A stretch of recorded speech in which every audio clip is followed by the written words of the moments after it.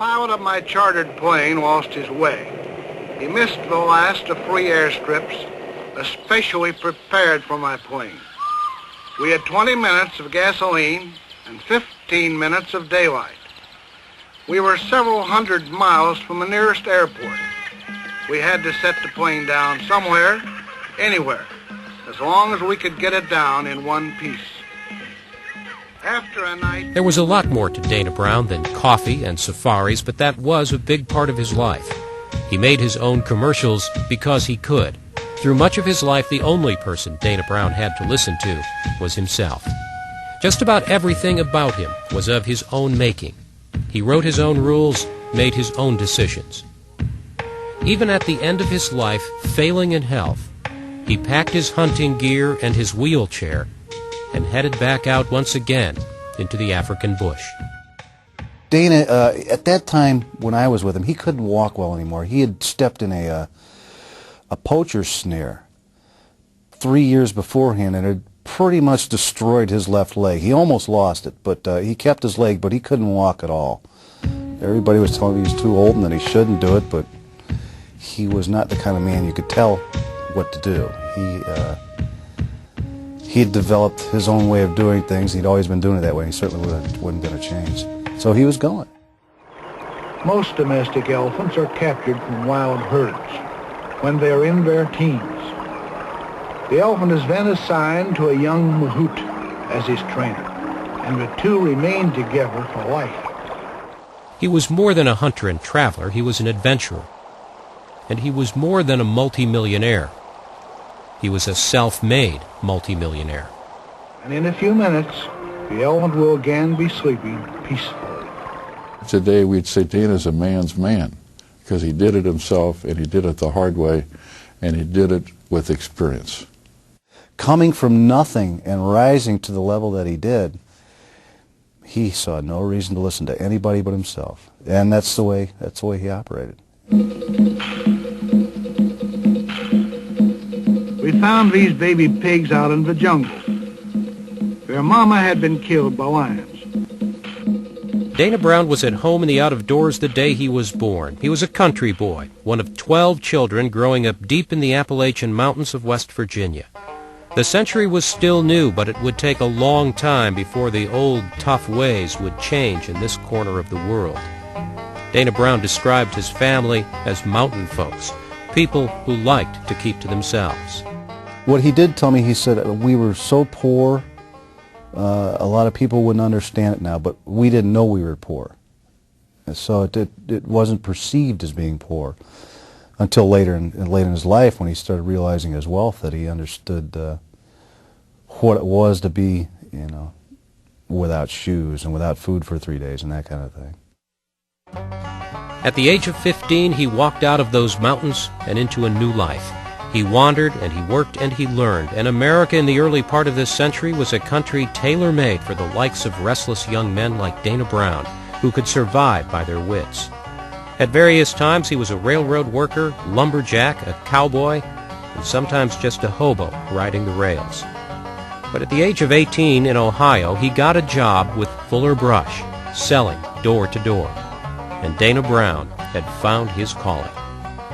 He said, when I started out, I was with Fuller Brush. I used to not walk from door to door, I ran from door to door. He met a young man there who was also selling for Fuller Brush, and the man took him home for holiday dinner or something, and he met the salesman's father, who was in the coffee business. And that's when it all started. And he decided to go in the coffee business, and you know the rest of the story. An ostrich egg is bigger than a 1-pound can of Dana Brown Safari coffee. He was so good at selling coffee that he would increase sales at one company and then move on to do the same at another. He never wanted a salary. He wanted to be paid only if he could increase sales, a penny a pound. It was a deal that made him and his employers a lot of money, and he handled that money well.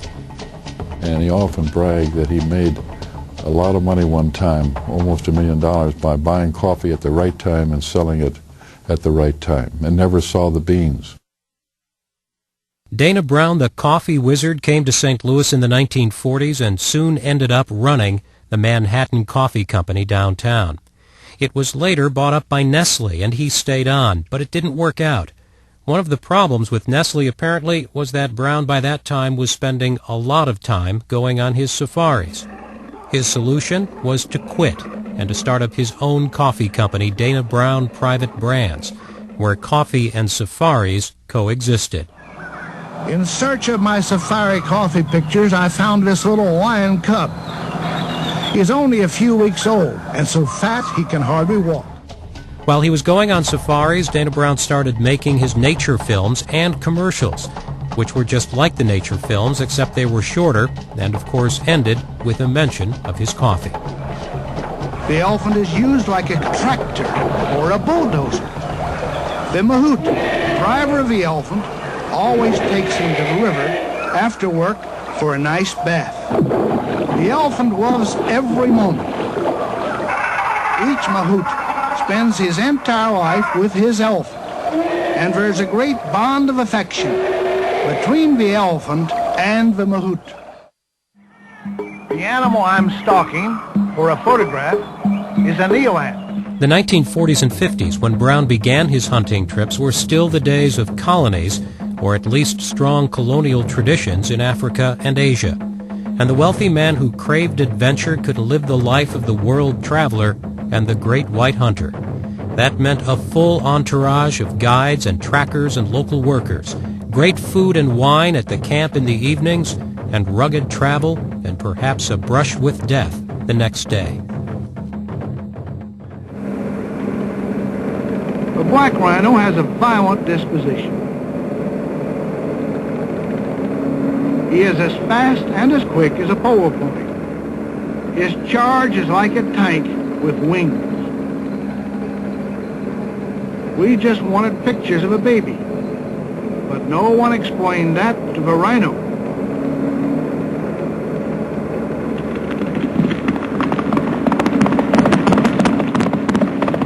It wasn't really a fair race.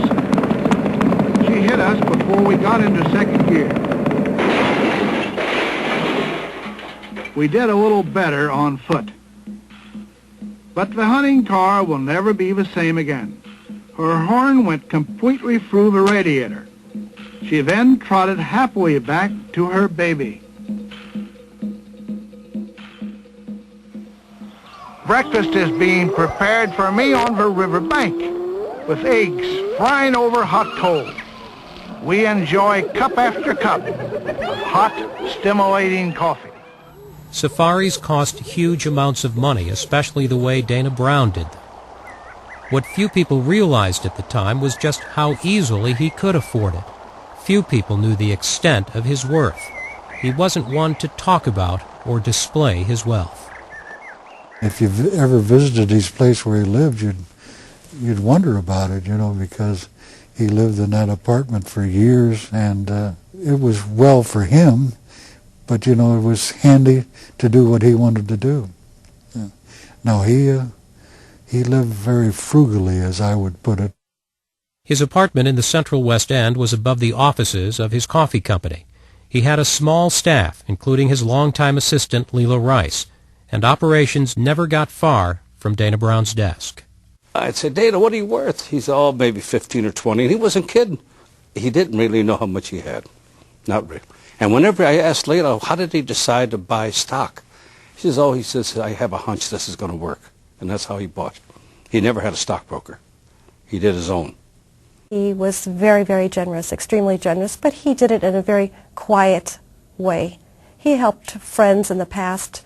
A friend in particular, I recall, told me the story, he and his wife himself, that their daughter was in the hospital, and she was quite ill. Dana would come on many occasions and bring stuffed animals, different toys and things, and visit with the little girl and the other children in the hospital area. And when the little girl was able to go home, Dana had arranged to take care of the child's entire hospital bill. And that's one incident. Dana did many, many kind and generous things for people. I think he was just brought up to be a loner and liked the way he went. That's the way of life that he liked. He wasn't selfish in sharing, but he was selfish in the fact that he wanted to do his thing the way he decided to do it. And that's what he did.